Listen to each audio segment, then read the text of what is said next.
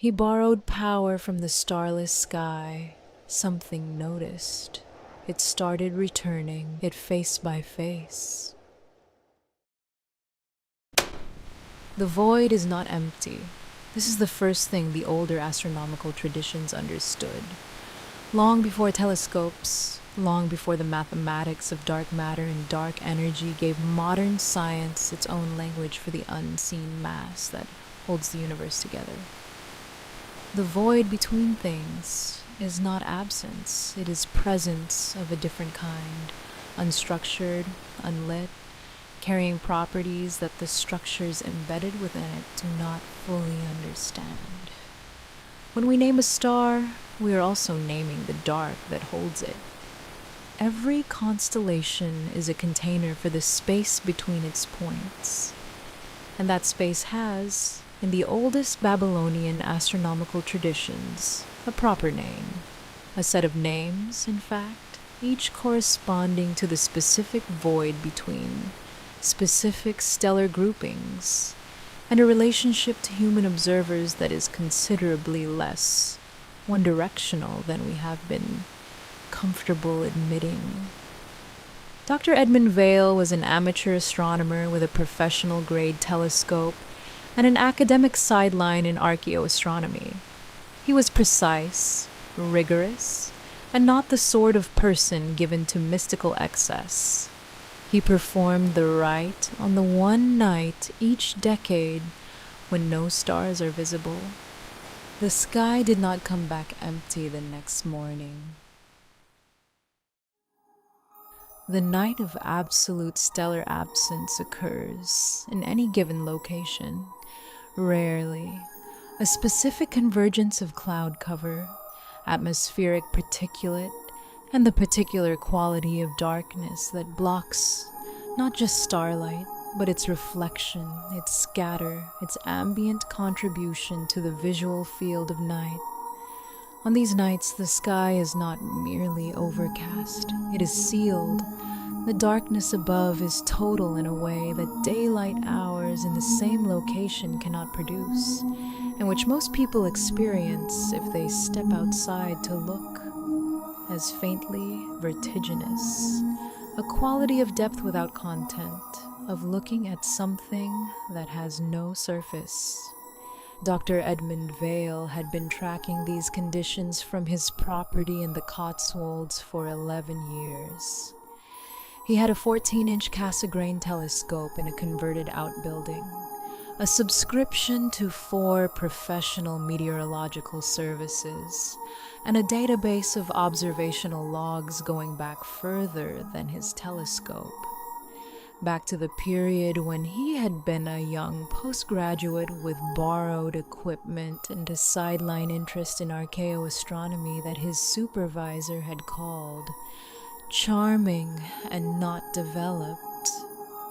The interest had developed on his own time.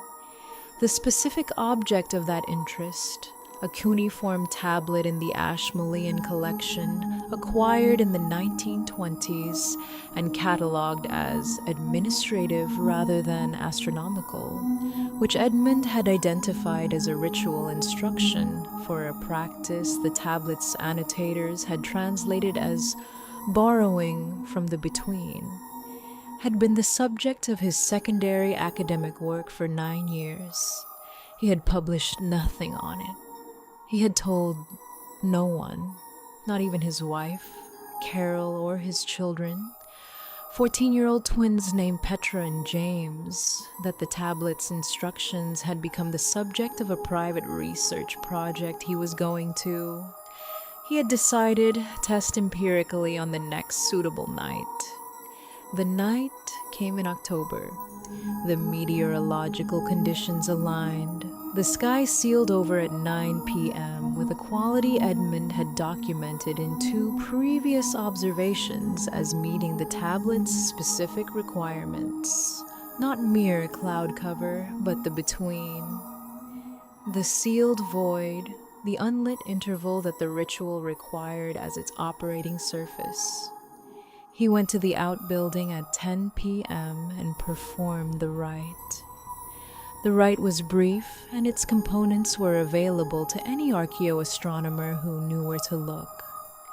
The 7 Babylonian void names, spoken in sequence facing the sealed sky, the drawing of the Between-glyph in consecrated oil on the outbuilding's stone threshold, the offering, a small vial of distilled water from a specific spring, the tablet identified by characteristics that Edmund had matched, after considerable research, to a source in the Berkshire Downs, and the final element, which the tablet described as the small borrowing, a sustained inhalation while holding the between name in the mind, drawing into the practitioner's physical field a calibrated quantity of the void's structural energy.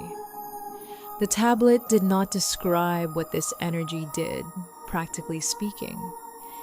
Edmund had theorized that it was a form of perceptual enhancement, an expansion of the observer's capacity to receive astronomical information, something along the lines of what modern practitioners called theta state attunement, but grounded in a tradition 40 centuries old. He performed the inhalation.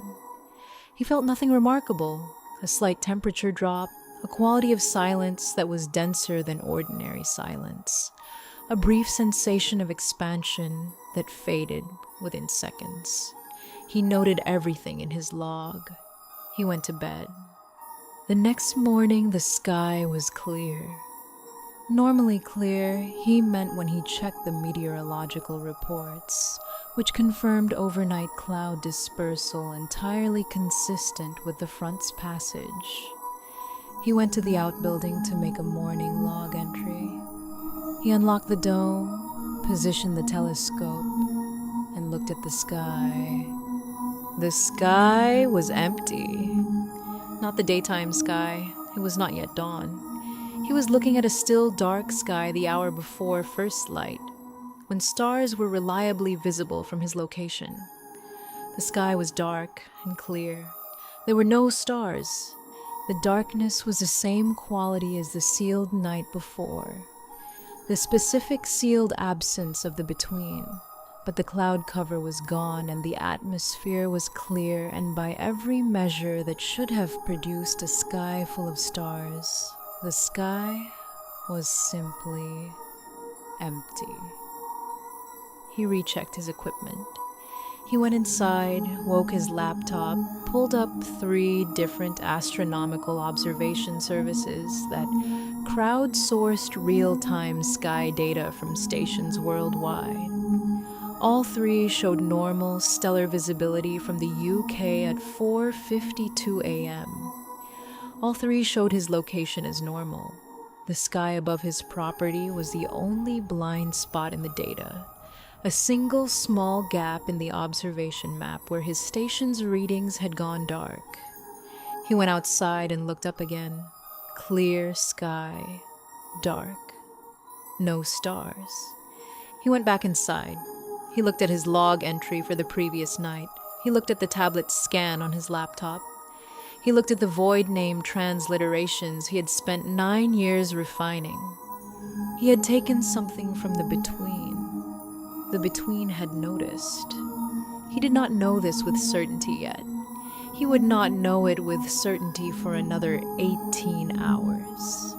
He spent the morning on the phone with a colleague at Oxford's astrophysics department who confirmed that his observation station's readings had gone locally dark at approximately 10 p.m. the previous night and had not recovered. Who confirmed that no other stations showed the same effect, who asked whether Edmund had been doing anything unusual in the outbuilding, and then, when Edmund said no, and they ended the call, sent a follow-up email that read, "I've seen something like this before, in a paper about localized observational anomalies over sites of high electromagnetic activity. Has anyone been running unusual equipment on your property? Edmund was looking at the sky from his garden at 11 p.m. that night when the first one appeared. Not a star. He had been looking for stars. What appeared in the space where Sirius should have been was not a light. Or it was a light, but not the light of a star, not the particular cold point source light of something 93,000 light years distant. It was the light of a face, his wife's face, occupying the position in the sky that Sirius had always occupied from this location. At this time of year, full size, no, not full size, but sized as faces appear in a night sky, which is to say occupying exactly the angular diameter that made the distinction between point source and face visible to the naked eye. Carol's face, clear and specific, and her, in the sky where Sirius belonged, her mouth was open. She was asleep 3 feet behind him in the house, visible through the kitchen window when he turned. He confirmed this. He turned back. Her face was in the sky. Her mouth was open in the posture of someone screaming. There was no sound. He went inside. He made tea.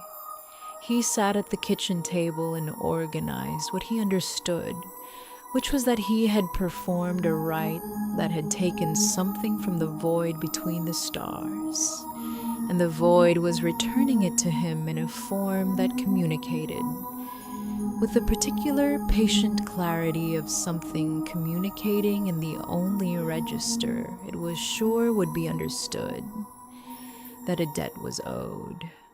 He understood this. He accepted it. He was a rigorous empiricist, and the data was very clear. He did not yet know what it wanted back. In the following days, 3 more faces appeared. Petra's, occupying the position of Betelgeuse. James's in the space of Rigel. His mother, 71, living in Bath, who he called the following morning and who answered on the second ring. Normal. Warm. Entirely unaware that her face had been in his sky all night with its mouth open. He called the Ashmolean. He asked, with the controlled neutrality of a man whose professional instincts were at war with everything else, whether the tablet had any supplementary text or context he might have missed, any condition or addendum relating to the rite's reversal. The curator told him the tablet was the only piece from the acquisition. She asked why he was asking. He said research. She said she would check the provenance file. She called back on the 3rd day. The provenance file contained a second document, not a tablet, but a clay letter, folded, unsealed, addressed to the tablet's original owner in a hand that the curator read aloud as, "What you have borrowed will be returned at cost. The cost is proportional. The between does not distinguish between what you took and what you love. Both are its material. Repay before the final constellation forms, or the repayment becomes permanent." He listened to this with his notebook open. He wrote down every word. He asked the curator how old the letter was. She said it had been written on the same day as the tablet, by the same hand, and placed in the same acquisition. It had been waiting in the Ashmolean's provenance file for 100 years for someone to perform the rite and call about it. He went to the garden that night and looked up. His mother's face had joined the others, 4 faces now, each occupying a major star's position in the winter sky, each with its mouth open, each silent. The sky around them was empty. The debt was 4 constellations old.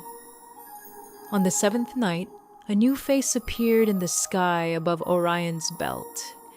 He recognized it immediately, had known, with a sick certainty since the letter, that it was coming.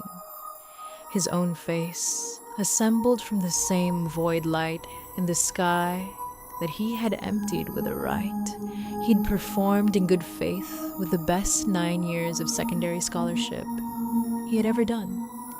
His own face in the sky, mouth open, not screaming. The expression was different from the others. Different in the specific way that a person looks when they are asking someone for something they desperately need. He stood in his garden in the October cold and looked at himself in the sky. He had taken something from the Between. He did not know how to give it back. The letter had said, "Repay." It had not said how. The tablet contained no reversal rite. The Ashmolean had no other material. His 9 years of research had been oriented entirely toward performing the rite, and had not, it emerged, devoted sufficient attention to the question of what came after. The fifth face in the sky, his face, turned slowly over the following hours to look at the others. His wife and children and mother arranged across the winter sky in positions that had been occupied by the same stars for all of human astronomical history, mouths open, waiting. He sat in the garden until dawn. The sky stayed dark. The faces stayed in it. The dawn light did not wash them out. They were simply still there, in the brightening sky, in the positions of the stars, with the particular patient quality of something that would remain exactly as long as it needed to. His telescope logged no stellar data that morning. His telescope had not logged stellar data since October. 9 years of secondary scholarship. He had transliterated the void names with the care of someone who understood Akkadian, cross-referenced the spring characteristics with geological surveys, sourced the consecrated oil to a historically appropriate formulation. He did the work. He did it rigorously and thoroughly, and he performed the rite with the precision of someone who was taking it seriously. He had not taken the possibility of a consequence seriously. This is the distinction I keep returning to. The rite he treated as scholarship, the aftermath, the possibility that something had been listening, that the Between was a presence rather than an absence, that taking from it would be noted. He had treated as metaphor. The cuneiform tablet was in the Ashmolean. The clay letter was in the Ashmolean's provenance file, unsealed, addressed, waiting since the day it was written for someone to call. It had been there, all of it. The rite and its cost side by side in the same acquisition for 100 years. The cost was not hidden. The cost was literally filed with the instructions. He just hadn't asked for the provenance file. The faces in his sky are his family and himself, not hurt, not destroyed, but held.